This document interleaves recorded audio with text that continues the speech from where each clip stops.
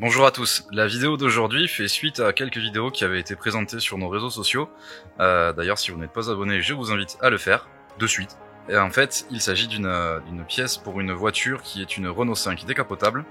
Et il s'agit ici de recréer une partie qui se situe au niveau de la portière, la partie que vous verrez ici. Et qu'on appelle donc un carénage de portière. Le client nous a fourni deux pièces. Ça, c'est une pièce qui est en état, on va dire, correct, et qui est d'un certain côté de la voiture. Donc si je me trompe pas, c'est le côté gauche. Et ici, la pièce qui est complètement cassée, c'est celle-ci. Donc il se met de ce côté-là. Donc ça, on va dire que c'est la portière gauche, et ça la portière droite.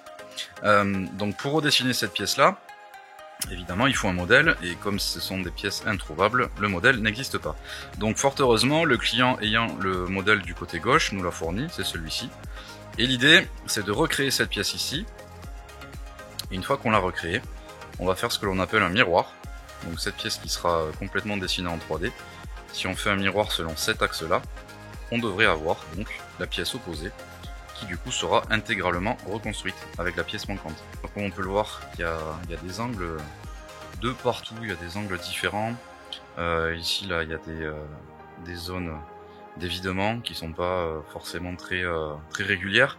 Ce qu'il faut savoir, c'est qu'à l'époque, donc c'est une voiture qui date des années 80, 70, 80.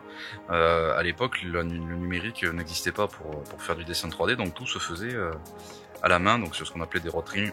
Et forcément, quand on dessinait des angles, les concepteurs de l'époque se lâchaient un peu. Donc ils pensaient pas forcément à comment ça sera fabriqué derrière. Donc vous voyez là, si j'essaye de le mettre comme ceci, il y a quand même différents angles qui sont pas super faciles à déterminer. Donc on va voir ensemble comment on a fait pour recréer cette pièce là et pour faire la petite sœur qui va de l'autre côté. Première étape, le scan. La deuxième étape qui est aussi importante, c'est la retouche du fichier. Ce qu'il faut savoir, c'est que c'est pas parce qu'on va le scanner qu'on a un fichier qui va sortir super propre. Donc on va aussi voir comment retoucher ces fichiers de manière à pouvoir les imprimer en 3D et aussi surtout pour combler les parties manquantes sur la pièce de référence. Et enfin, fabrication et essai sur la voiture. C'est parti, on y va.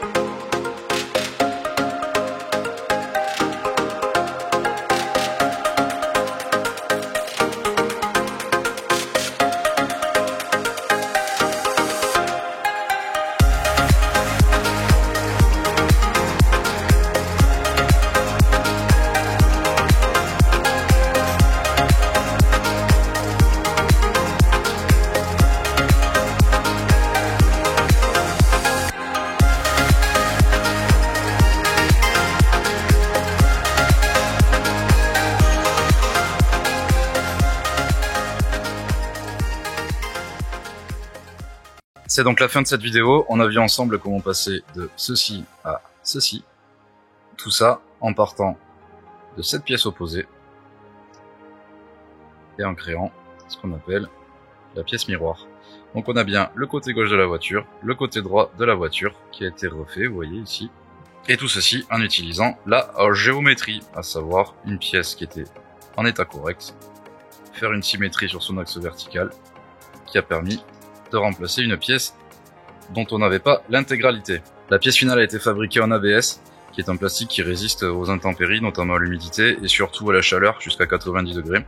Donc pour une voiture garée en plein soleil, ça posera pas de problème. Idem pour une voiture sous la pluie. Le client qui est un restaurateur de voitures et qui a sa propre cabine de peinture en carrosserie va poser un après sur la pièce et va ensuite passer une couche de peinture avec le râle qui correspond à la couleur d'origine. Donc on aura une pièce de remplacement qui sera strictement identique aux caractéristiques initiales de la voiture. Sur ce, je vous laisse avec la pose de la nouvelle pièce sur la voiture. Plus que jamais, prenez soin de vous et surtout, ne cessez jamais d'inventer. Ciao.